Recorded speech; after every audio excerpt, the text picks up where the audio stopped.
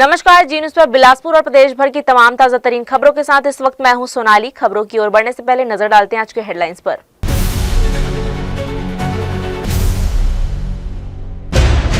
बिलासपुर में अमीन पटवारी भर्ती परीक्षा शांतिपूर्ण संपन्न। प्रश्न पत्र को लेकर परीक्षार्थियों में मिली जुली प्रतिक्रिया और असंतोष। ई-केवाईसी अपडेट न होने पर राशन बंद। उचित मूल्य की दुकानों में लगी लंबी कतारें। हितग्राहियों में अफरा तफरी। बिलासपुर रायपुर हाईवे पर दो दर्दनाक हादसे। तेज रफ्तार के कारण दो युवकों की मौत, आरोपी वाहन चालक फरार। बिलासपुर नगर निगम में मेंटेनेंस घोटाला उजागर। लाखों खर्च फिर भी गाड़ियां कबाड़। कर्मचारियों ने लगाए गंभीर भ्रष्टाचार के आरोप। तो ये थी हेडलाइंस और अब खबरें विस्तार से।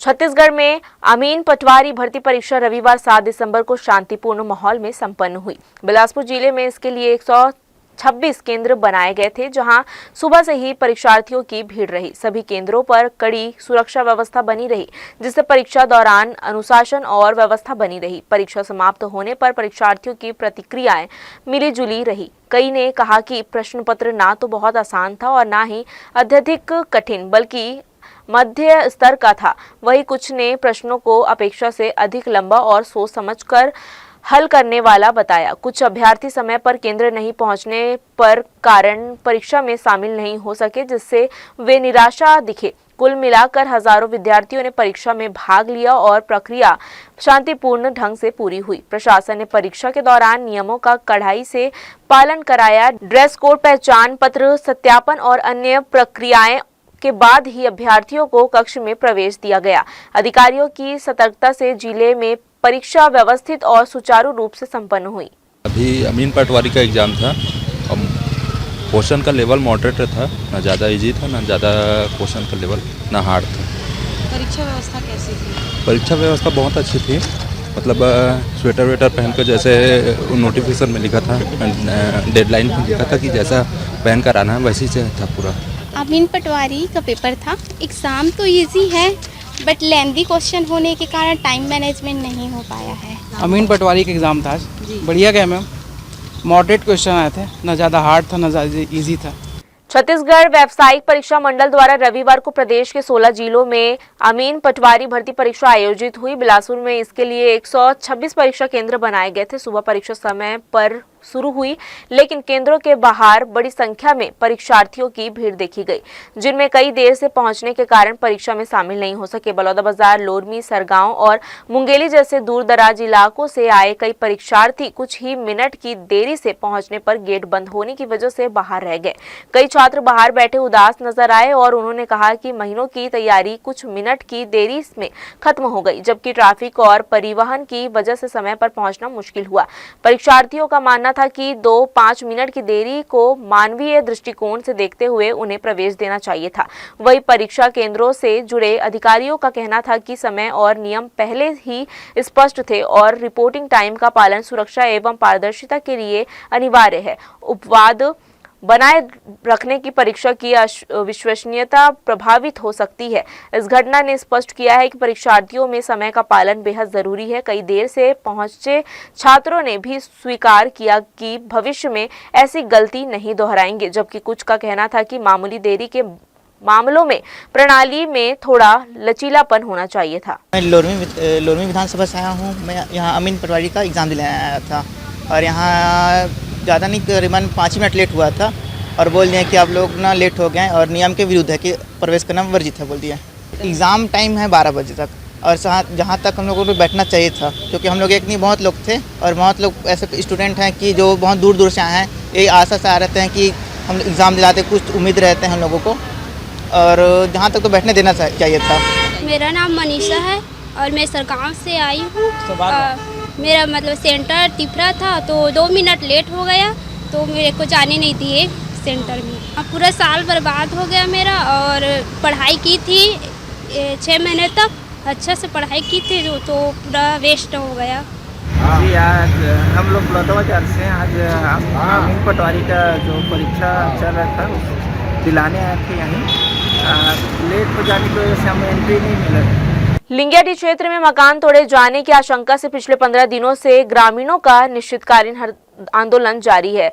यहाँ प्रतिदिन बड़ी संख्या में महिलाएं और बुजुर्ग एकत्र होकर नगर निगम की कार्यवाही के खिलाफ विरोध जता रहे हैं।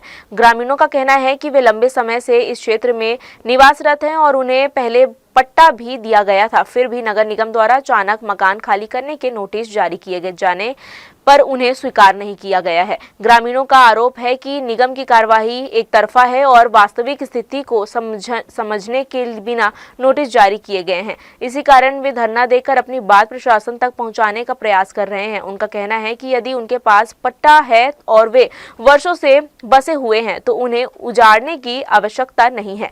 विरोध के बाद फिलहाल निगम की कार्यवाही रुकी है और मामला शांत दिख रहा है, लेकिन क्षेत्रवासियों के मन में आशंका बनी हुई है कि वे कहते हैं कि जब तक इस मुद्दे का स्पष्ट और स्थायी समाधान नहीं मिलता तब तक वे आंदोलन जारी रखेंगे। ग्रामीण प्रशासन से मांग कर रहे हैं कि उन्हें यथास्थान बसाया जाए और उनके आवास को किसी भी तरह की क्षति ना पहुंचे। लिंगियाडीह के लोगों का यह संघर्ष न केवल आवासीय अधिकारियों से जुड़ा है बल्कि उनके भविष्य की सुरक्षा का भी सवाल है।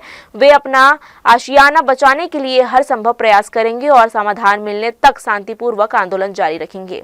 हम इतना दिन से आए हुए हैं भाई, अब झुग्गी झोपड़ी में थी ऐसे भी है, लेकिन अब बाल बच्चा यहाँ से नहीं जाएंगे बोल रहे हैं तो क्या करें हैं? हम तो छोटा छोटा बच्चा का लेके आए थे, आज 48-50 साल हो गया है। अब यहाँ से रहते रहते बच्चा लोग जाते नहीं है, हम कहाँ जाएं? पूरा हो चुका है, सभी समाज से हमको समर्थन मिल रहा है और हम लोग कीर्तन भजन के माध्यम से सरकार को बताना चाहते हैं कि हमारे बीच में ये परेशानी है, हमें पट्टा चाहिए, हमें स्वतंत्रता चाहिए, ऐसी स्वतंत्रता चाहिए कि हमारे घर टूटे ना। बिलासा ताल को लेकर एक बार फिर बड़े दावे और घोषणाएं हो रही है, लेकिन जमीनी हालत अब भी बदहाल है। नया साल करीब है और हमेशा की तरह इस बार भी यहाँ भारी भीड़ जुटेगी, लेकिन परिसर की स्थिति वन विभाग की लापरवाही उजागर करती है।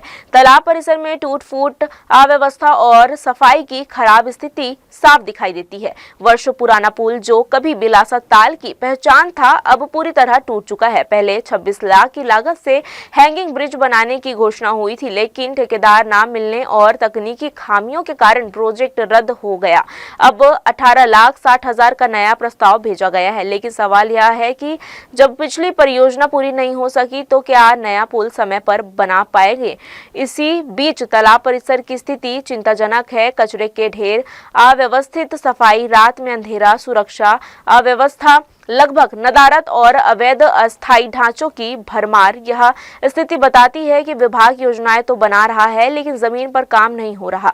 नए साल में हजारों लोगों के पहुंचने की संभावना के बीच सवाल वही है कि क्या बिलासा ताल तैयार है या एक बार फिर अव्यवस्था ही जश्न पर हावी होगी। खैरागढ़ जिले के छुई खदान ब्लॉक में प्रस्तावित श्री सीमेंट फैक्ट्री को लेकर विरोध लगातार बढ़ रहा है। बुंदेली पंचायत सहित आसपास के करीब 40 गांवों के ग्रामीण फैक्ट्री का संचालन नहीं होने देना चाहते। इसी मांग को लेकर दोपहर में हजारों ग्रामीण एसडीएम कार्यालय पहुंचे और जन सुनवाई निरस्त करने की मांग करते हुए ज्ञापन सौंपा। आंदोलन को कांग्रेस और छत्तीसगढ़ जोहार पार्टी का समर्थन मिलने से विरोध और बड़ा हो गया। तनाव की आशंका को देखते हुए पुलिस ने बैरिकेडिंग और अतिरिक्त बल तैनात किया था, लेकिन शाम तक स्थिति बिगड़ने लगी। प्रदर्शनकारियों और पुलिस के बीच नोकझोंक हुई और एसपी लक्ष्य शर्मा व ग्रामीणों के बीच तीखी बहस भी हुई। भीड़ अनियंत्रित होकर पुलिस ने लाठीचार्ज किया, जिसके बाद विरोध और उग्र हो गया। लाठीचार्ज के बाद भीड़ जय स्तंभ चौक से आगे बढ़ी और छुई खदान में घंटों चक्का जाम किया। राजनांदगांव खैरागढ़ कवर्धा मार्ग पर वाहनों की लंबी कतारें लग गई और यातायात ठप हो गया। देर रात तक पुलिस स्थिति पर नजर रखे हुए और प्रशासन बातचीत के जरिए हालत काबू में लाने की कोशिश कर रहा है। जिले में ई-केवाईसी अपडेट ना होने पर राशन वितरण रोके जाने से हितग्राहियों में हड़कंप मच गया है। जिन लोगों का ई-केवाईसी पूरा नहीं था उन्हें राशन देने से मना कर दिया गया। इसके बाद रविवार की छुट्टी के बावजूद बड़ी संख्या में लोग बिलासपुर शहर सहित पूरे जिले की उचित मूल्य दुकानों में ई-केवाईसी कराने पहुंच गए। सुबह से ही दुकानों में भीड़ उमड़ पड़ी। अधिकांश लोगों के राशन कार्ड में 1-2 सदस्यों का केवाईसी लंबित था, जिनके कारण पूरे परिवार की सप्लाई रोक दी गई। लोगों को डर था कि देर होने पर इस महीने का राशन ना मिल सके, इसलिए दिन भर हितग्राही दुकानों पर पहुंचते रहे। भीड़ बढ़ने से कई दुकानदारों को दुकानें सामान्य समय से ज्यादा देर तक खुली रखनी पड़ी। कुछ जगहों पर दोपहर में बंद दुकानें शाम को दोबारा खोली गई ताकि लोग ई-केवाईसी करा सके। लंबी कतारों के कारण बुजुर्गों और महिलाओं को परेशानी भी हुई। स्थानीय लोगों का कहना है कि बार-बार जानकारी देने के बावजूद कई हितग्राहियों ने समय पर ई-केवाईसी नहीं कराया, जिसका असर अब राशन वितरण पर दिख रहा है। वहीं प्रशासन ने अपील की है कि जिनका केवाईसी बाकी है वे जल्द प्रक्रिया पूरी करे ताकि खाद्यान्न सप्लाई में कोई बाधा न हो। एक तो आज संडे का दिन भी है, लोग फ्री रहते हैं इसलिए चावल लेने आते हैं। दूसरा क्या है, केवाईसी जिसका नहीं हुआ है केवाईसी के लिए दौड़ रहे हैं। केवाईसी कराने के लिए जो बच गए हैं, जिसके घर में सदस्य नहीं हुआ है वो केवाईसी कराने भी आ रहे हैं। उसलापुर रेलवे स्टेशन पर रोज हजारों यात्री आते जाते हैं, लेकिन स्टेशन पहुंचते ही उनका सफर अवैध पार्किंग की अव्यवस्था के कारण मुश्किल हो जाता है। नो पार्किंग जोन होने के बावजूद स्टेशन के बाहर सड़कें वाहनों से भर जाती है और जाम इतना गंभीर होता है कि कई यात्री देर छूटने के डर में ही फंस जाते हैं। ऑटो चालक मनचाहे स्थान पर वाहन रोकते हैं। 2 पहिया सड़क और फुटपाथ दोनों पर कब्जा कर लेते हैं और 4 पहिया गाड़ियां रास्ते को आधा घेर लेती है। पीक ओवर में हालत इतने बिगड़ जाते हैं कि स्कूल बसें, कॉलेज वाहन और एम्बुलेंस तक जाम अटक जाती है। स्थानीय लोगों के मुताबिक यह समस्या महीनों से जारी है और ये शिकायत कोई नई नहीं है, पहले से है। सोशल मीडिया पोस्ट के बाद भी बावजूद कोई ठोस कार्रवाई नहीं हुई। स्टेशन परिसर में लगे ट्रैफिक संकेत अब सिर्फ औपचारिकता बनकर रह गई है। सिविल डिफेंस और ट्रैफिक कर्मी कभी कभार दिखते हैं, वह भी केवल चेतावनी तक सीमित। नागरिकों का सवाल है कि क्या प्रशासन किसी बड़े हादसे का इंतजार कर रहा है या उसलापुर स्टेशन की यह अव्यवस्था बताती है कि ट्रैफिक मैनेजमेंट लगभग फेल हो चुका है और यात्रियों की सुरक्षा के लिए त्वरित व सख्त कार्रवाई की जरूरी मांग है। उसलापुर रेलवे स्टेशन अब लगभग 90% तैयार हो चुका है। अमृत भारत स्टेशन योजना के तहत इसे आधुनिक और आकर्षक स्टेशन के रूप में विकसित किया जा रहा है। उद्घाटन की तैयारियां तेज हो गई है। हालांकि उद्घाटन की आधिकारिक तिथि रेलवे बोर्ड से अभी तक जारी नहीं हुई है। बिलासपुर रेल मंडल के डीआरएम ने हाल ही में उसलापुर स्टेशन का निरीक्षण किया और निर्माण कार्यों की प्रगति का जायजा लिया। अधिकारियों के अनुसार स्टेशन का 85 से 90% कार्य पूरा हो चुका है। डीआरएम ने प्लेटफॉर्म, मुख्य प्रवेश द्वार और यात्री सुविधाओं से जुड़े शेष कार्य समय पर पूरा करने के निर्देश दिए। अमृत भारत स्टेशन योजना के तहत स्टेशन के बाहरी और आंतरिक हिस्सों में बड़े पैमाने पर रिनोवेशन और सौंदर्यीकरण का काम किया गया है। मंडल के सीनियर डीसीएम अनुराग कुमार सिंह ने बताया कि अधिकांश पैनल इंस्टॉलेशन, रिनोवेशन और सौंदर्यीकरण कार्य पूरे हो चुके हैं। अब केवल लाइटनिंग, पेंटिंग और अंतिम फिनिशिंग का काम बाकी है। रेल प्रशासन का उद्देश्य यात्रियों को आधुनिक सुविधाओं से लैस स्टेशन उपलब्ध कराना है ताकि उनका यात्रा अनुभव अधिक सुविधाजनक और आरामदायक हो सके। उद्घाटन की तिथि रेलवे बोर्ड द्वारा निर्धारित की जाएगी और आदेश मिलते ही इसकी औपचारिक घोषणा कर दी जाएगी। उद्घाटन का जो आदेश या निर्देश है वो बोर्ड स्तर से ही आता है, तो जब भी आएगा तो आपके साथ साझा कर दिया जाएगा। कुल मिलाकर उसलापुर स्टेशन अब यात्रियों के स्वागत के लिए तैयार है। रेलवे अधिकारी अंतिम फिनिशिंग और सुरक्षा उपायों को सुनिश्चित कर रहे हैं ताकि उद्घाटन के बाद स्टेशन आधुनिक सुविधाओं और बेहतर अनुभव के साथ जनता के सामने प्रस्तुत हो सके। जी न्यूज के लिए कैमरामैन गोपाल मौर्य के साथ मोहम्मद नासिर की रिपोर्ट। बिलासपुर जिले के सीपत क्षेत्र के सुदूर वनाचल ग्राम सोठी में स्थित पर्वत वासिनी बगलामुखी मां मन्नादाई मंदिर परिसर में सांस्कृतिक मंच निर्माण का शुभारंभ हो गया है। यह मंदिर क्षेत्र का प्रमुख धार्मिक केंद्र है, जहां दूर दूर से श्रद्धालु दर्शन हेतु पहुंचते हैं।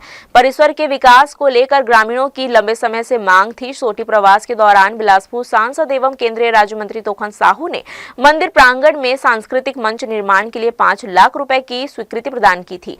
इसी स्वीकृति के तहत आज सांस्कृतिक मंच निर्माण का भूमि पूजन विधि विधान से संपन्न किया गया। इस मंच के निर्माण से धार्मिक एवं सांस्कृतिक कार्यक्रमों का आयोजन सुगम होगा। भूमि पूजन में बगलामुखी मां मन्नादाई सेवा समिति के अध्यक्ष रामेश्वर जायसवाल और ग्राम सरपंच नीमा वस्त्रकार प्रमुख रूप से उपस्थित रही। कार्यक्रम के दौरान मंदिर परिसर में उत्साह देखने को मिला और ग्रामीणों ने इस विकास कार्य पर प्रसन्नता व्यक्त की है। पंचायत प्रतिनिधि, ग्राम के वरिष्ठ जन, पुजारी और समिति पदाधिकारी सहित बड़ी संख्या में ग्रामीण मौजूद रहे।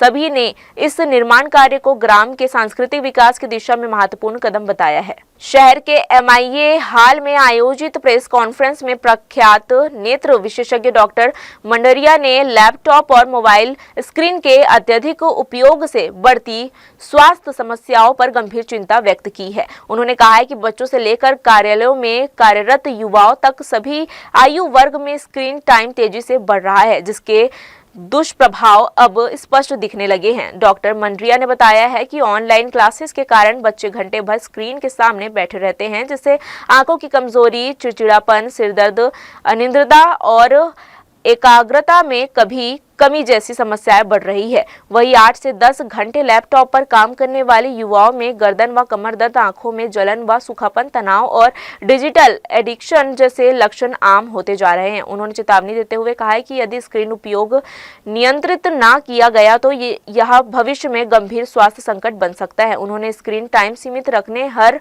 25-30 मिनट बाद आंखों को आराम देने, ब्लू लाइट प्रोटेक्शन अपनाने, सही मुद्रों में बैठने और बच्चों की नियमित आंखों की जांच कराने की सलाह दी है। उन्होंने बताया है कि यह जागरूकता शिविर हर शहर में आयोजित किया जा रहा है ताकि लोग समय रहते आंखों से जुड़ी समस्याओं से बच सके।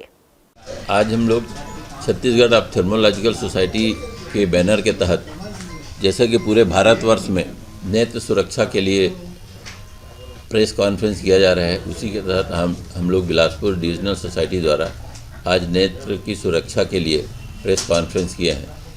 इस प्रेस कॉन्फ्रेंस का मुख्य उद्देश्य यह है कि अभी 21वीं सदी में जो लैपटॉप, मोबाइल, स्क्रीन का जो उपयोग, अधिकतम उपयोग हो रहा है, उसके जो दुष्परिणाम आ रहे हैं, उसमें मुख्य रूप से है आँख का फटीगनेस होना, आँख थक जाना, सिर दर्द होना, आँख लाल हो जाना।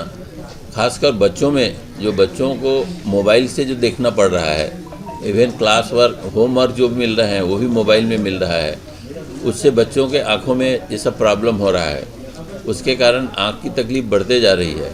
और दूसरा, जो बच्चों में जो माइनस ग्लास जो लग रहा है, जिसे मायोपिया कहते हैं, वो उसकी जो परसेंटेज है हमारे देश में 41% तक पहुंच गया है। मतलब 41% बच्चों को चश्मा लग रहा है, माइनस वाला।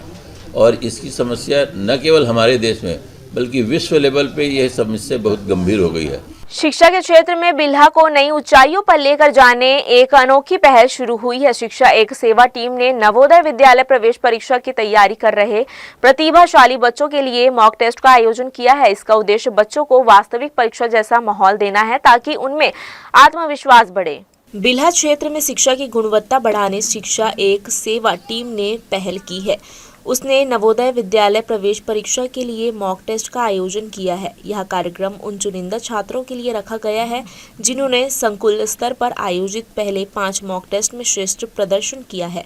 कार्यक्रम का मुख्य उद्देश्य बच्चों को वास्तविक परीक्षा जैसे गहन अनुभव प्रदान करना है ताकि वे परीक्षा के दबाव और पैटर्न दोनों को समझ सके और अपनी तैयारी को अंतिम बार परख पाए। मॉक टेस्ट विकासखंड स्तर पर आयोजित किया जा रहा है। बिल्हा BEO भूपेंद्र कौशिक, BRC देवी चंद्राकर, स्कूल समन्वयक केशव वर्मा का कहना है कि इस टेस्ट के माध्यम से बच्चों का मनोबल बढ़ेगा और उनमें आत्मविश्वास का संचार होगा। साथ ही यह टेस्ट उनकी कमियों को पहचान उन्हें दूर करने में बेहद मददगार साबित होगा। आज हमारे बिल्हा विकासखंड के अंतर्गत नवोदय विद्यालय प्रवेश परीक्षा के संबंधी मॉक टेस्ट रखा गया है। और यह कोई शासन की योजना नहीं है। जो हमारे शिक्षक हैं अपने शिक्षा से ये अपना प्रयास कर रहे हैं कि नवोदय विद्यालय जो परीक्षा होगी, प्रवेश परीक्षा, उसमें ज़्यादा से ज़्यादा हमारे बच्चे का चयन हो पाए। इसके लिए परीक्षा की तैयारी पूर्व से करा रहे हैं, जिनका पूर्व के प्रत्येक सप्ताह में मॉक टेस्ट लिया जाता था। आज अंतिम मॉक टेस्ट लिया गया है, जिसमें हमारे विकासखंड जिला के कुल 184 बच्चे सम्मिलित हुए हैं और उनके पालक सहित यहाँ पर जो भी बच्चे इसमें अच्छा कर रहे हैं, सबको सम्मानित करने के लिए कार्यक्रम आयोजित किया गया। आयोजन समिति ने सभी अतिथियों को कार्यक्रम में आमंत्रित किया। उनका मानना है कि अनुभवी लोगों की उपस्थिति और मार्गदर्शन से बच्चे प्रेरित होंगे और कार्यक्रम की प्रभावशीलता भी बढ़ेगी।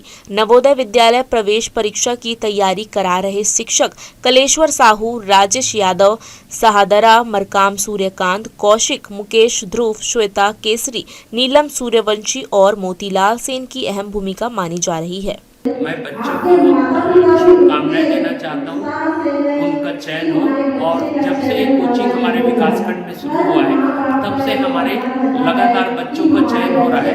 और इसमें हमारे जो शिक्षक साथी हैं वो 4 बजे जब स्कूल बंद हो जाता है उसके बाद पढ़ाते हैं। और यहाँ जो बिल्हा में हमारा सेंटर चलता है उसमें 35-40 किलोमीटर दूर से बच्चे अपने साधन से आते हैं और वो आकर के उस कोचिंग में निःशुल्क कोचिंग ले रहे हैं और उन बच्चों का चयन भी हो रहा है। यह पहल न सिर्फ बच्चों को एक बड़ा मंच प्रदान कर रही है बल्कि उन्हें प्रतिस्पर्धा के माहौल में आत्मविश्वास से खड़ा होने का भी अवसर दे रही है। उम्मीद है कि इस प्रयास से नवोदय विद्यालय में बिल्हा क्षेत्र के और अधिक बच्चे प्रवेश करने सफलता हासिल करेंगे। जी न्यूज़ के लिए कैमरामैन राकेश खरे के साथ आलोक अग्रवाल की रिपोर्ट। बलौदाबाजार भाटापारा जिले में पिछले कुछ महीनों से बढ़ रही बाइक चोरी की वारदातों का पुलिस ने बड़ा खुलासा किया है। साइबर सेल और पुलिस की संयुक्त कार्रवाई में 2 अंतर जिला बाइक चोरी गिरोह का पर्दाफाश किया गया है। एक विधि संघर्षरत बालक सहित कुल 4 आरोपियों को गिरफ्तार किया गया है। इसके पास से 17 चोरी की मोटरसाइकिलें बरामद हुई है जिनकी कीमत लगभग 10,80,000 है। जांच में पता चला है कि आरोपी पेशेवर तरीके से बाइक चोरी करते थे। चोरी के बाद इंजन चेचिंग्स नंबर मिटाकर नंबर प्लेट बदलकर और बाहरी हिस्सों में बदलाव कर उन्हें बेच दिया जाता था। पहचान छुपाने के लिए मोटरसाइकिलों पर किंग ऑफ हिरवी, कातिल, AK-47 जैसे नाम भी रेडियम में लिखवाए जाते थे। यह गिरोह 2022 से सक्रिय था और बलौदाबाजार, भाटापारा एवं रायपुर जिले के कई थाना क्षेत्रों में चोरी करता रहा। पुलिस के अनुसार आरोपियों पर पहले भी बाइक चोरी के मामले दर्ज हुए हैं। अब चोरी की बाइक खरीदने वालों की भी पहचान की जा रही है जिन पर आगे कार्रवाई होगी। आरोपियों को न्यायालय में पेश किया गया है और जिले में चल रहे चोरी के नेटवर्क को खत्म करने के लिए अभियान आगे भी जारी रहेगा। बुलेटिन में खबरें भी और भी है। वक्त हो चला एक छोटे से ब्रेक का। हम लौटेंगे जल्दी छोटे से ब्रेक के बाद।